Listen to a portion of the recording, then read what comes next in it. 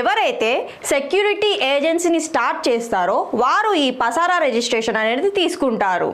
పసారా అంటే private security agency regulation act 2005. Private security వచ్చేసి labour contract తీసుకునేవారు, సెక్యూరిటీ కాంట్రాక్ట్ తీసుకునేవారు, ప్రైవేట్ కంపెనీలకి సెక్యూరిటీ ఎంప్లాయీస్ని సప్లై చేసేవారు ఈ పసారా రిజిస్ట్రేషన్ అనేది తీసుకోవడం జరుగుతుంది.